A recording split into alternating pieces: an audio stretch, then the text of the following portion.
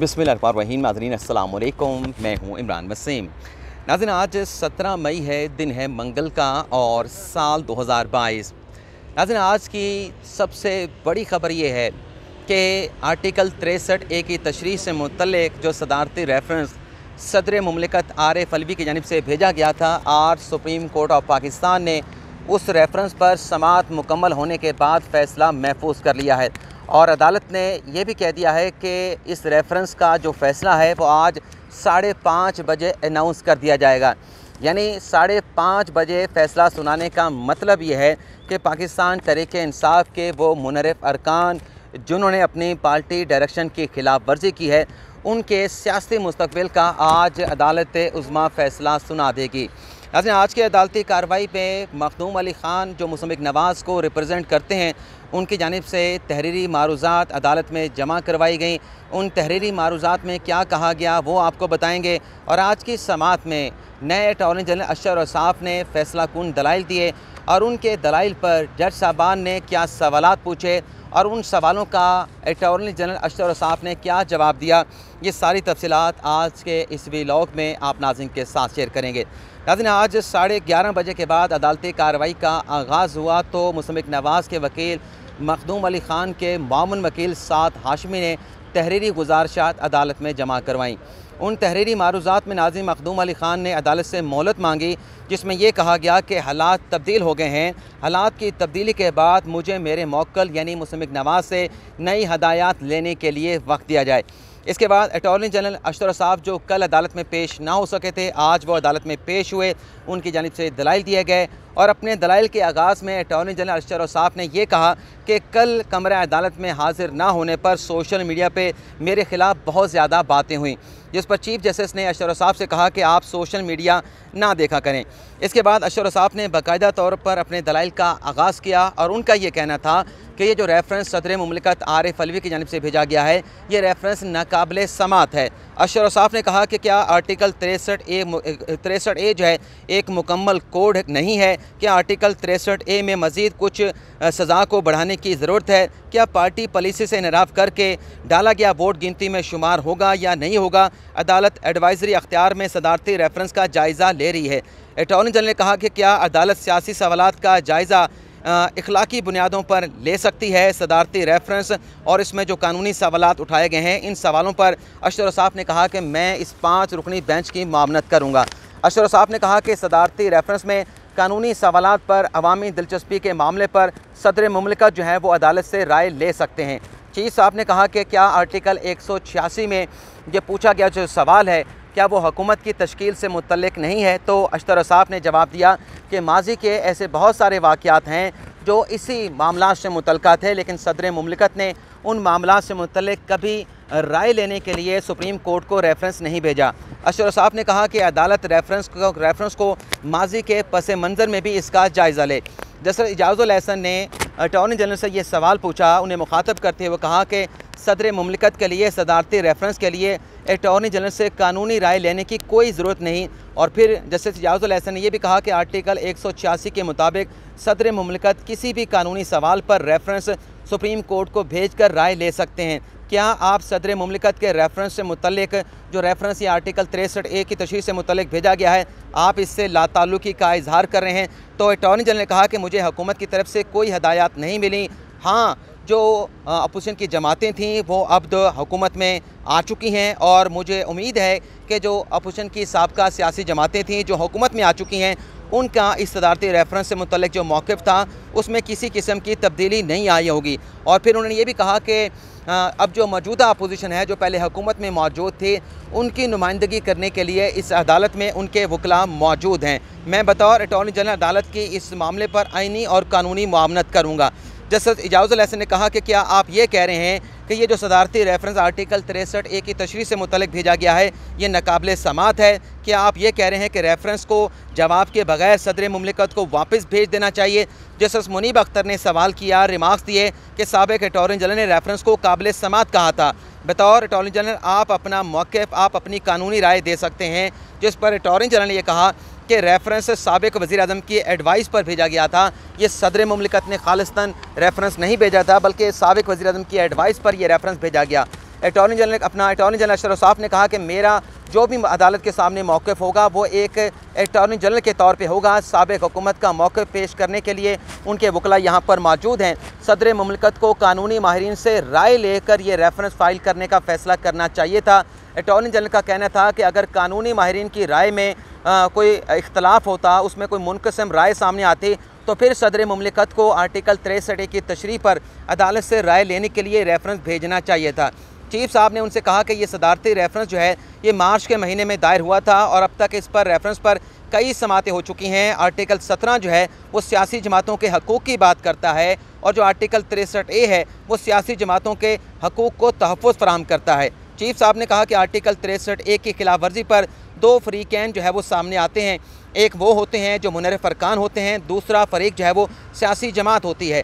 Chief साहब ने कहा कि इन टेक्निकल मामलात पर अटॉर्नी जनरल साहब आप ज़ोर ना डालें। सदारती रेफरेंस के काबिल समात होने से मुतल्लिक़ जो मामला है वो काफ़ी आगे जा चुका है। 1.5 माह से सदारती रेफरेंस को हम सुन रहे हैं, इसकी समात यहाँ पे चल रही है, जिस पर अटॉर्नी जनरल ने कहा कि ये टेक्निकल मामला नहीं बल्कि आइनी मामला है। अदालती ऑब्जर्वेशन से इत्तफाक नहीं करता, लेकिन अदालत की ऑब्जर्वेशन पर मैं सर खम तस्लीम करता हूँ।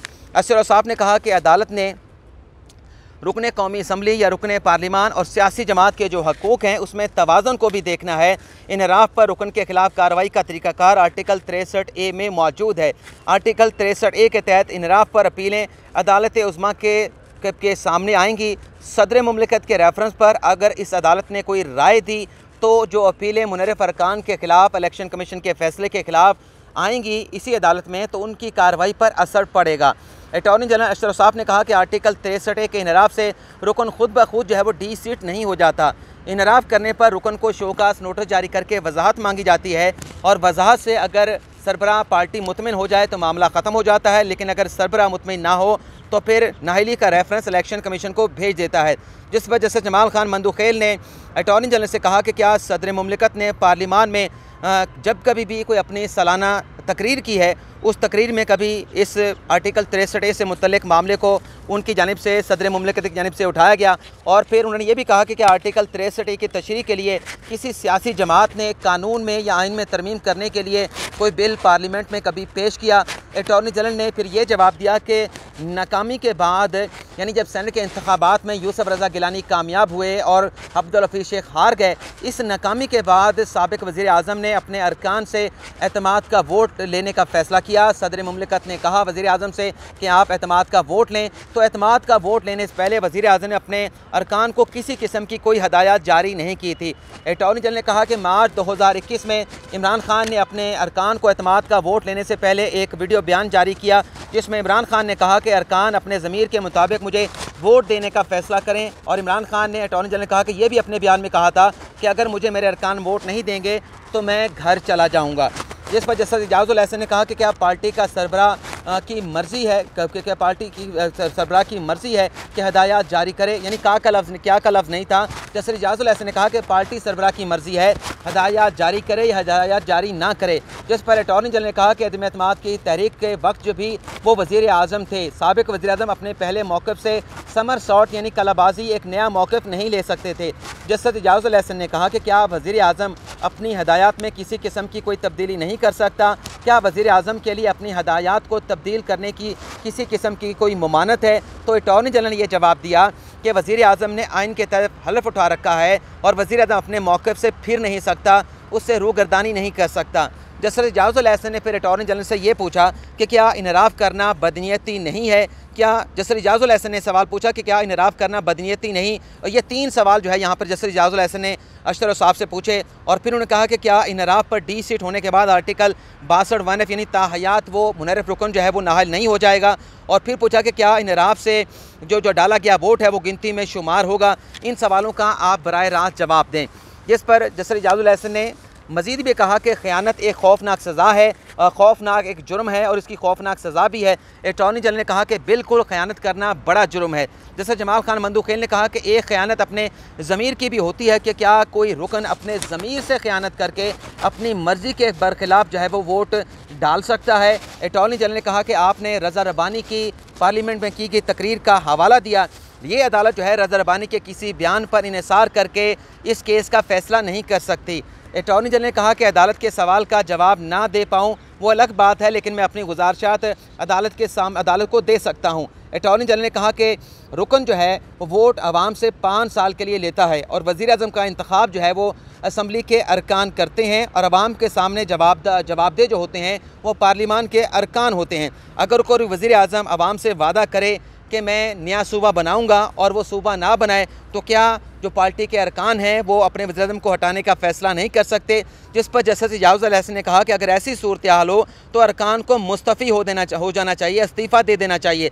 इस पर अटॉर्नी जनरल ने कहा कि अवामी वादा पूरा ना करने पर अरकान अपने वज़ीर आज़म को तब्दील कर सकते हैं। अगर कानून में 7 साल सज़ा रखी है तो उस सज़ा को अदालत जो है सज़ाए मौत में तब्दील नहीं कर सकती। ये बड़े क्रूशल आर्गूमेंट्स है जो अटॉर्नी जनरल अशरफ साहब ने आज दिए हैं। और जस्टिस मुनीब अख्तर ने फिर उनसे ये पूछा कि क्या मुनर्रफ अरकान की सज़ा के लिए कानून बनाया जा सकता है, जिस पर अटॉर्नी जनरल ने कहा कि मुनर्रफ अरकान की सज़ा को बढ़ाने के लिए कानून बनाया जा सकता है, लेकिन ताहाल पार्लिमान ने ऐसा कोई कानून नहीं बनाया। जैसे मुनीब अख्तर ने फिर उनसे कहा कि आप किस बुनियाद पर आप कहते हैं कि आर्टिकल 62 और 63 का मुनर्रफ अरकान पर इतलाक़ नहीं होता। जस्टिस मुनीब अख्तर के सवाल पर अटॉर्नी जनरल ने यह जवाब दिया कि जब तक आइन में तरमीम नहीं की जाती आप आर्टिकल 62 और 63 को मुनर्रफ अरकान पर उसका इतलाक़ नहीं कर सकते।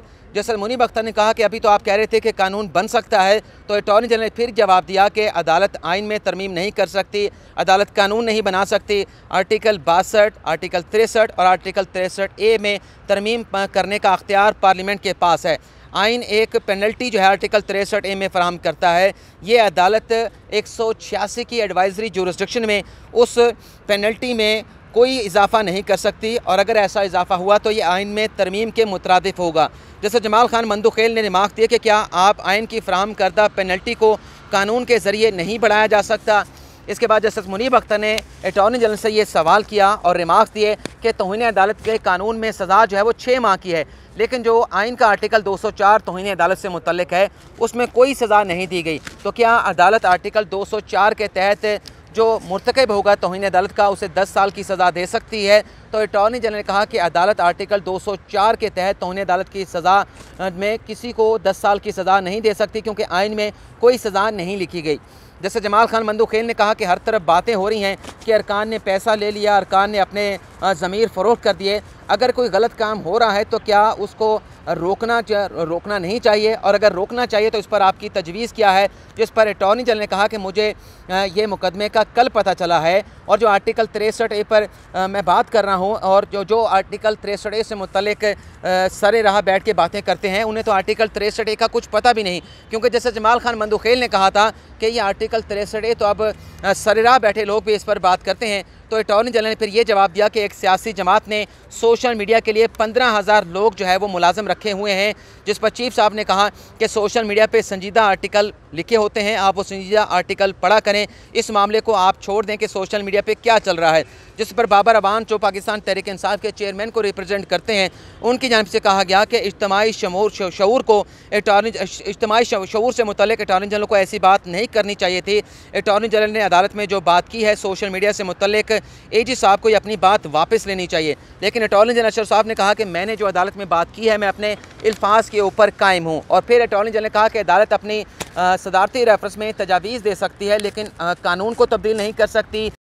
के बाद नाज़रीन जस्टिस एजाज़ अल एहसन ने अटॉर्नी जनरल से ये सवाल पूछा कि जो मुनर्रफ अरकान हैं उनके वोट से मुतल्लिक आपकी क्या राय है? आप क्या कहते हैं कि जो डिफेक्टर होगा उसको जो डाला गया वोट है वो गिनती में शुमार होगा या नहीं होगा? तो अटॉर्नी जनरल ने ये कहा कि कानून साहब जब ये मुनासिब समझेंगे कि कौन सा वोट शुमार होना है, किसका वोट शुमार नहीं होना, तो वो आइन में कानून में लेजिस्लेशन कर लेंगे। और फिर अटॉर्नी जनरल ने कहा कि कत्ल सबसे बड़ा एक जुर्म होता है, एक इंसान का कत्ल, पूरी इंसानियत का कत्ल जो है ये कुरान पाक में लिख दिया गया है। अटॉर्नी जनरल ने कहा कि अगर कोई कातिल किसी इंसान के जिस्म के टुकड़े टुकड़े कर दे तो अदालत जो है उस कातिल का मुकदमा सुनते हुए उस मुजरम को वो सज़ा नहीं दे सकती कि जिस तरीके से उसने जिसका कत्ल किया है उसके बॉडी के टुकड़े टुकड़े कर दिए हैं, तो अदालत ये सज़ा नहीं दे सकती कि उस मुजरम की बॉडी के भी टुकड़े टुकड़े कर दिए जाएं। अदालत ने जो सज़ा देनी होती है, अटॉर्नी जनरल ने कहा कि वो आइन और कानून के मुताबिक देनी होती है। अदम एतमाद के वोट का आवाम के वोट से कोई तकाबली जायज़ा नहीं लिया जा सकता। उन्होंने कहा कि अवाम का वोट खुफिया होता है, अदम एतमाद में जो आता है इमरान वज़ीर आज़म के ख़िलाफ़, उसमें जो वोट होता है वो ओपन होता है, उसमें हाथ खड़े करके राय शुमारी की जाती है, जिस पर जस्टिस इजाज़ुल अहसन ने कहा कि मुनव्वर फ़रकान का वोट गिनती में शुमार नहीं होना चाहिए, जिस पर जस्टिस अपना अटॉर्नी जनरल ने फिर ये कहा कि मुनव्वर फ़रकान के वोट गिनती में शुमार होगा, क्योंकि जस्टिस इजाज़ुल अहसन का सवाल ये था कि क्या मुनव्वर फ़रकान का वोट गिनती में शुमार होगा, तो अटॉर्नी जनरल ने जवाब दिया कि मुनव्वर फ़रकान का वोट जो है वो गिनती में शुमार होगा और मुनव्वर फ़रकान के वोट को गिनती से नहीं निकाला जा सकता। चीफ साहब ने कहा कि आर्टिकल 63A की वोटिंग से मुतल्लिक अरकान को पाबंद बनाता है कि आपने 4 इशूज़ के ऊपर जो वोट है अपनी सियासी पार्टी को देना है, जिस पर जस्टिस इजाज़ुल अहसन ने कहा कि अगर आप आर्टिकल 63A के तहत अरकान को पाबंद कर देंगे तो इस सूरत में जो आर्टिकल 95 है जो अदम एतमाद की तहरीक से मुतल्लिक है वो गैर मौसर हो जाएगा। चीफ साहब ने कहा कि आर्टिकल 63A की पैरवी करने पर आर्टिकल 95 कैसे गैर मौसर हो जाएगा, और जस्टिस इजाज़ुल अहसन ने ये रिमार्क दिए कि क्या हाउस ट्रेडिंग किए बगैर अदम एतमाद वज़ीर आज़म के ख़िलाफ़ नहीं हो सकती, क्या हाउस ट्रेडिंग के बगैर आर्टिकल 95 गैर मौसर हो जाएगा। जैसे जमाल खान मंदूखेल ने कहा क्या एक सियासी जमात अपने वज़ीर आज़म को अगर हटाना चाहती है, दूसरे वज़ीर आज़म को लाना चाहती है, तो क्या वो अरकान जो ये ख्वाहिश रखते होंगे उनके खिलाफ भी डिफेक्शन का मुकदमा चलेगा। चीफ साहब ने कहा कि किसी को वज़ीर आज़म पर एतराज़ है तो वह पार्लियामेंट को छोड़ दे, ऐसी सूरत में सदर मुमलिकत वज़ीर आज़म को एतमाद का वोट लेने का कह सकता है, जिस पर अटॉर्नी जनरल ने अपने आखिरी दलाइल ये दिए कि अगर सदर उसी सियासी जमात का हो जिसका वज़ीर आज़म हो और जिस उसके खिलाफ अदम एतमाद आए, तो ऐसी सूरत में सदर जो है अपने वज़ीर आज़म के ख़िलाफ़ पार्लियामेंट को एतमाद का वोट लेने का नहीं कहेगा। इसके बाद अटॉर्नी जनरल के दलाइल ख़त्म हो गए और अदालत ने कहा कि तमाम वकला का शुक्रिया, बड़े अच्छे तरीके से एक आइनी मामले के ऊपर तमाम वकला ने इस 5 रुकनी लाजर बेंच की मुआवनत की है, और अदालत ने कहा कि अब 5:30 बजे इस सदारती रेफरेंस का जो फ़ैसला है वो अनाउंस किया जाएगा।